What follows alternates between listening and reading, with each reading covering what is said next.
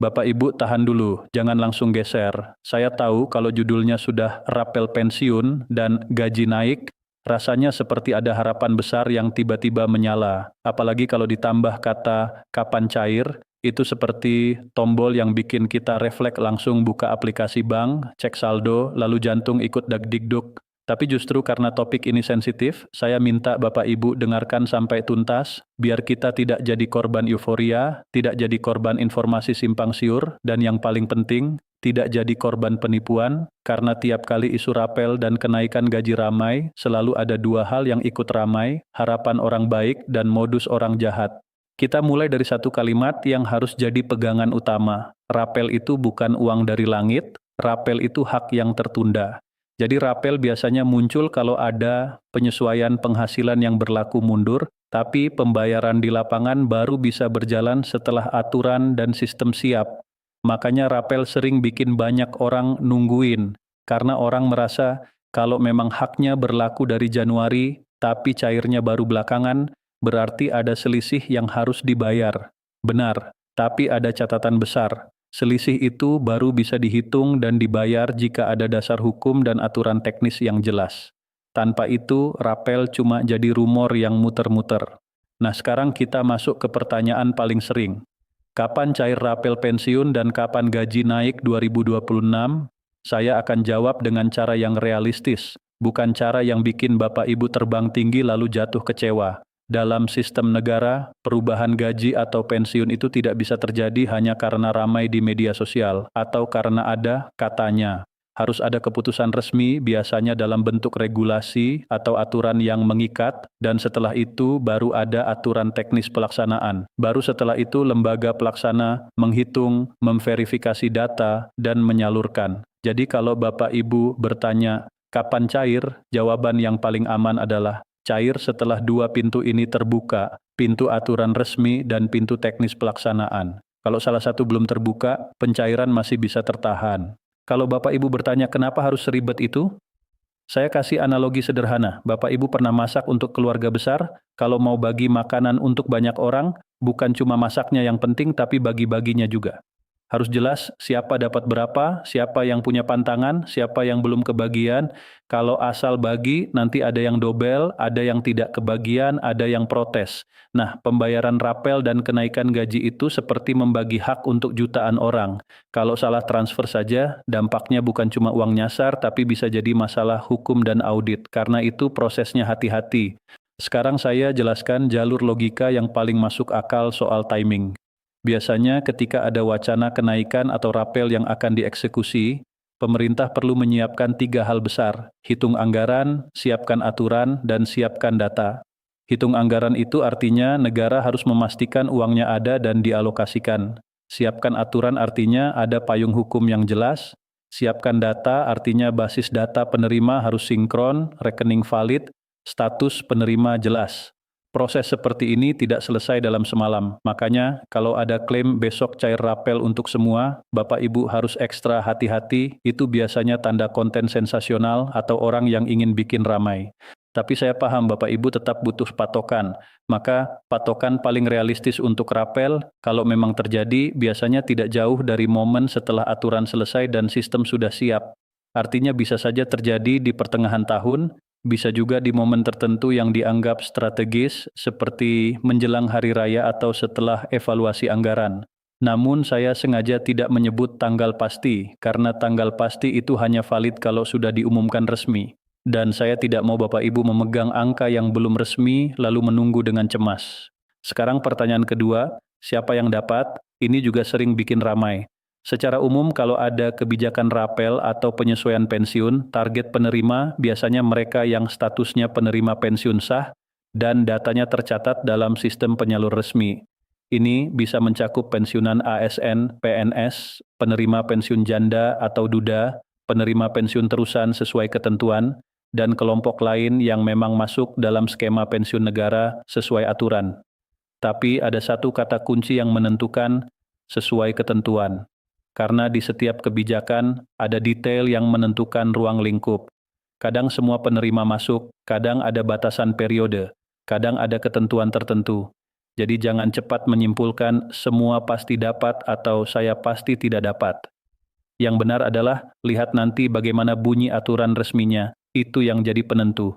Sekarang saya mau bahas hal yang sering menimbulkan salah paham. Nominal rapel itu tidak sama untuk semua orang. Ini penting supaya Bapak Ibu tidak membandingkan diri dengan tetangga. Rapel itu dihitung berdasarkan data individu. Faktor yang membuat nominal beda-beda biasanya meliputi golongan atau pangkat terakhir, masa kerja yang diakui, komponen penghasilan pensiun yang menjadi dasar, status keluarga atau tanggungan, dan periode rapel yang dihitung. Jadi kalau ada orang bilang, saya dapat sekian juta, jangan langsung berpikir Bapak Ibu juga pasti dapat angka yang sama. Bisa jadi Bapak Ibu dapat lebih kecil, bisa jadi lebih besar, tergantung data Bapak Ibu. Dan itu bukan ketidakadilan, itu rumus yang proporsional. Supaya gampang, saya kasih ilustrasi sederhana, bukan angka paten ya, hanya konsep. Misalnya ada selisih hak pensiun per bulan setelah penyesuaian sebesar X. Kalau rapel dihitung untuk beberapa bulan, maka rapel kira-kira X dikali jumlah bulan rapel. Kalau selisih per bulan kecil tapi periodenya banyak, totalnya bisa lumayan. Kalau selisih per bulan besar tapi periodenya sedikit, totalnya bisa tetap terasa. Intinya rapel itu akumulasi selisih, bukan hadiah dadakan. Sekarang masuk ke bagian yang paling penting di judul, modus waspada. Bapak Ibu, ini serius.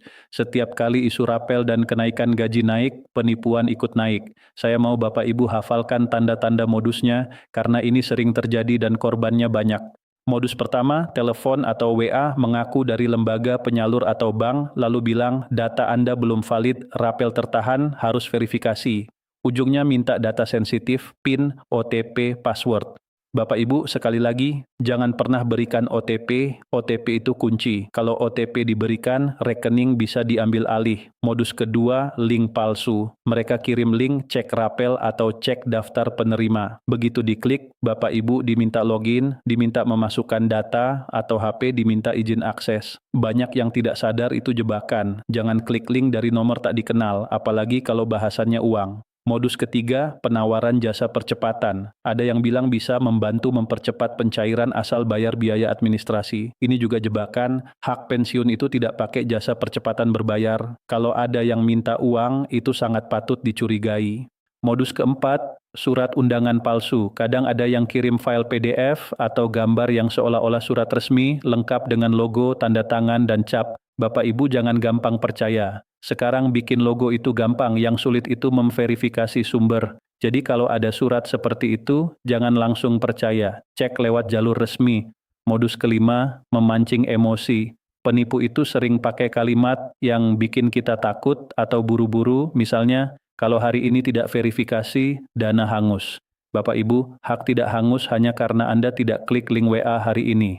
Kalimat hangus itu sering dipakai untuk memaksa kita bertindak cepat tanpa berpikir. Nah, sekarang saya mau ajak Bapak Ibu membuat tameng sederhana agar aman dari semua modus itu. Tamengnya ada 3. Tameng pertama, prinsip keamanan. Tidak ada OTP untuk siapapun. Tidak ada PIN untuk siapapun. Tidak ada foto KTP untuk nomor asing.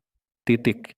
Tameng kedua, prinsip verifikasi. Kalau ada info penting, cek lewat jalur resmi, bukan lewat orang yang menghubungi Anda. Kalau perlu, datang langsung ke bank penyalur saat jam kerja, lebih capek sedikit tapi aman. Tameng ketiga, prinsip kesabaran aktif. Menunggu bukan berarti diam tapi rapikan data.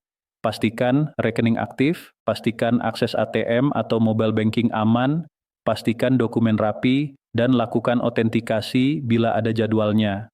Karena sering dana tertahan bukan karena tidak dibayar, tapi karena autentikasi atau data belum sinkron. Sekarang kita masuk ke bagian apa yang harus dilakukan sambil menunggu. Ini penting supaya Bapak Ibu tidak hanya menunggu dengan cemas. Pertama, rapikan rekening. Pastikan rekening yang biasa menerima pensiun tetap aktif, tidak pasif, tidak bermasalah. Kalau kartu ATM sudah lama, cek masa berlakunya. Kalau mobile banking pakai nomor HP lama, pastikan nomor itu masih aktif. Kedua, rapikan data administrasi. Kalau ada perubahan alamat, perubahan status keluarga, perubahan rekening, sebaiknya dibereskan lewat jalur yang benar. Jangan tunggu ada masalah baru urus. Ketiga, Jangan bikin keputusan finansial besar berdasarkan rumor. Saya tahu godaan itu besar, apalagi kalau ada kebutuhan yang tertunda seperti perbaikan rumah, biaya berobat, atau biaya sekolah cucu. Tapi kalau dana belum pasti, jangan jadikan rumor sebagai jaminan. Lebih aman buat rencana bertahap. Kalau rapel benar cair, itu bonus yang menutup kebutuhan tertunda. Tapi jangan sampai karena yakin rapel cair, Bapak Ibu berhutang dulu, lalu stres ketika ternyata belum ada kepastian. Keempat, siapkan mental untuk pencairan bertahap. Kalau nanti benar ada pencairan, seringkali penyaluran dilakukan per batch atau bertahap. Jadi jangan panik kalau orang lain sudah masuk duluan, sementara Bapak Ibu belum. Cek berkala, beri waktu, baru lakukan langkah lanjutan. Jika lewat beberapa hari kerja belum masuk, sekarang saya mau menutup dengan rangkuman yang tegas dan menenangkan. Rapel pensiun dan isu gaji naik 2026 itu adalah topik yang wajar membuat banyak orang berharap, tapi kepastian hanya datang setelah ada aturan resmi dan aturan teknis pelaksanaan. Siapa yang dapat umumnya adalah penerima pensiun sah sesuai ketentuan, tapi detailnya mengikuti bunyi aturan. Nominal rapel tidak sama untuk semua orang karena dihitung berdasarkan data individu. Dan yang paling penting, waspada modus. Jangan beri OTP, jangan klik link sembarangan, jangan bayar biaya percepatan, dan jangan percaya ancaman dana hangus. Kalau Bapak Ibu ingin, tulis di komentar, Bapak Ibu paling khawatir yang mana, soal kapan cair, soal siapa yang dapat, atau soal modus penipuan yang sering muncul. Nanti saya buatkan skrip lanjutan dengan tema baru, lebih fokus dan lebih praktis, sesuai pertanyaan Bapak Ibu. Semoga Bapak Ibu selalu sehat, urusan dimudahkan, hak-hak terpenuhi dengan aman, dan rezeki masuk tanpa drama.